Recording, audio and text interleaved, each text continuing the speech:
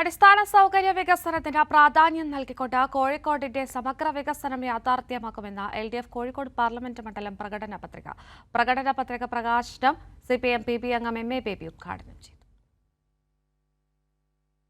ആരോഗ്യം, വിദ്യാഭ്യാസം തുടങ്ങി അടിസ്ഥാന സൗകര്യ വികസനത്തിന് പ്രാധാന്യം നൽകിക്കൊണ്ട് കോഴിക്കോടിനെ അടിമുടി മാറ്റുന്ന വികസന പ്രവർത്തനങ്ങൾ നടപ്പാക്കുമെന്നതാണ് LDF കോഴിക്കോട് പാർലമെന്റ് മണ്ഡലം കമ്മിറ്റിയുടെ പ്രകടന പത്രികയിൽ പറയുന്നത്. 41 ഖണ്ഡിക വരുന്ന പ്രകടന പത്രികയിൽ സാഹിത്യ സാംസ്കാരിക രംഗത്ത് കോഴിക്കോട് നൽകാവുന്ന മാറ്റങ്ങൾ മുതൽ എല്ലാം പ്രതിപാദിക്കുന്നു.